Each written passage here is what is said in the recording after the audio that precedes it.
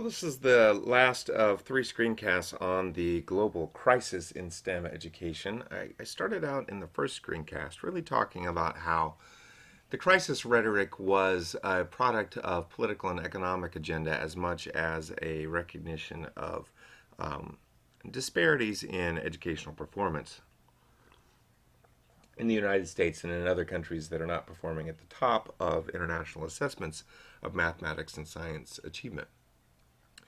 In the second screencast, I talked about some of the, four in particular, of the characteristics of the highest performing educational systems, Singapore, Korea, and Finland, that related to teacher preparation, teacher and education status and respect, curriculum focus, and equity policy. And I suggested that while these certainly are important factors that are relevant to the high performance in Singapore, Korea, and Finland, these are also characteristics of countries that perform at the lowest levels.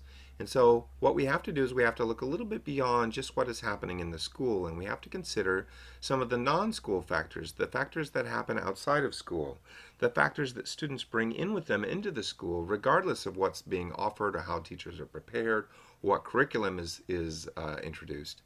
These are things like a student's gender, or their racial or ethnic background, or their language, or their socioeconomic status, or the community environment in which they live, or you name it, many other things. And I was making the point at the end of the last screencast that really at the end of the day, the success of Singapore, Korea, and Finland shouldn't be devalued, and I'm not trying to do that.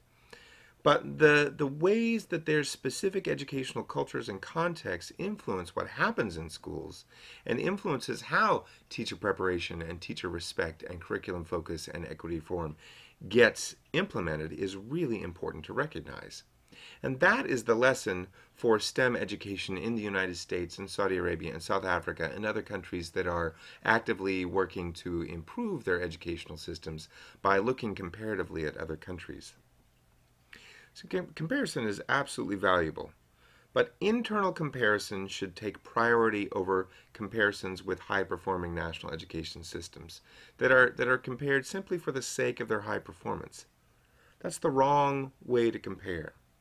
Instead, matching STEM education to culture and context has the best return for learning, and for labor market productivity, and for innovation, and a host of other things.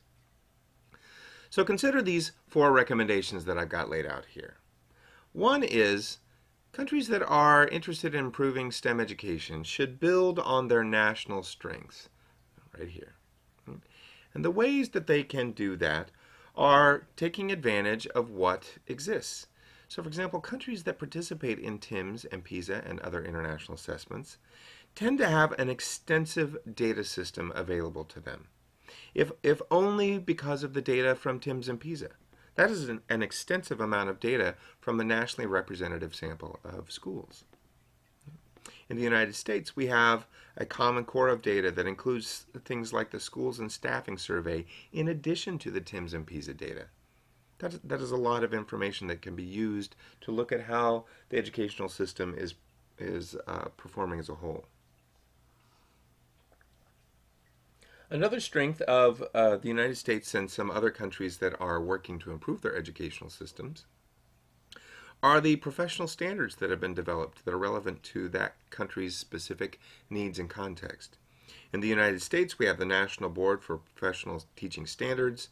We have the National Science Education and Teaching Standards. We have a whole bunch of professional standards that are specifically developed by Americans relative to the American educational system. So between the extensive data system and the professional standards available, these are national strengths that should be considered. We can also consider the strengths when we look at the content and cognitive domain score differences, right, as a way to get at something a little deeper than just a national average. Secondly, I recommend that we compare strategically. We should make needs-based comparisons. We're not trying to solve problems that don't exist or that they aren't recognized in our particular communities. And we should do that by looking at school and non-school factors, and only shift school factors in conjunction with non-school factors support. So it might be difficult to push or advocate for a gender-neutral educational program in science, for example, if gender equity does not exist outside of the school. Right? That's going to be an issue. Thirdly, we want to contextualize reform. In particular, in decentralized systems like the United States, support-oriented reform is more effective than penalization or consequence-oriented reform. In other words, support rather than punishing or penalizing tends to make a bigger difference. Working positively has more benefits in decentralized systems than does institutionalizing consequences. And I'll be real honest, in the United States educational context, the consequences have tended to outweigh the support, especially in the No Child Left Behind era. Also, in decentralized systems, local voice is incredibly important. Decentralized systems change more rapidly when change comes from local decision makers. Right? So providing an opportunity for teachers and principals and parents to be part of policy and practical recommendations for educational reform is incredibly important, and that has to be introduced at the policy level. Fourth, the best policy builds culture. And very simply stated, standards are not about goals. They are about achievable and measurable objectives that are consistently shifting up. In other words, we want to build a culture of education that is constantly shifting the baseline expectations for education in a generally upward direction, so that what we expect from teachers and students this year will not be as high or as great or as rigorous as what is expected next year. The goal is not to outpace what's possible, but to maintain pace with what's possible. And then finally, institutionalizing change. The status quo just isn't static, right? It changes every year, and having that sort of a rhetoric of continuous improvement, well, quite frankly, taking it beyond rhetoric, but having some sort of an institutionalized system of continuous improvement and accountability is important, especially, again, in decentralized systems like the U.S. and some others. So STEM education culture in the U.S., broadly speaking, is one of crisis, but our response doesn't have to be. So the next time someone asks you how we can fix the failing education system in the United States or in Saudi Arabia or in South Africa or whatever system, remind the person asking that the education system they're concerned about performs competitively against other educational systems worldwide in one of those three groups I showed you earlier, either those significantly above the mean, below the mean, or around the middle. Right? It's not on its own. And while there's always room for improvement, reducing variation in teaching and learning across the educational system, for example in the U.S., by aligning school factors with non-school factors really is the key to development. Remember, we know that strong cross-national evidence suggests that a focus on rigorous and standards-driven teacher preparation and professional status, coupled with focused and equitable opportunities to learn, are how the best performing systems in the world do it. We know that.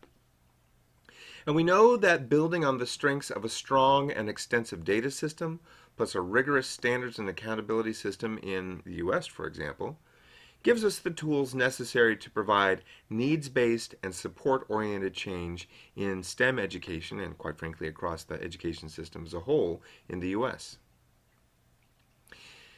Now, there's lots of other information that will give you details about how STEM education is working best in the U.S. and other contexts. And I'm not going into that in my screencast here. So I'll close by saying, and I'll say it confidently, that while international comparisons and global policy imperatives tend to feed a crisis agenda, we don't have to believe all of that hype. There may not be a silver bullet to magically eliminate all of our problems with STEM education. But we know that real change and real progress in STEM education is truly possible when we align school and non-school factors, when we align what happens with inside the classroom with community needs and expectations. And that is the key. That is the key to to doing away with the crisis rhetoric.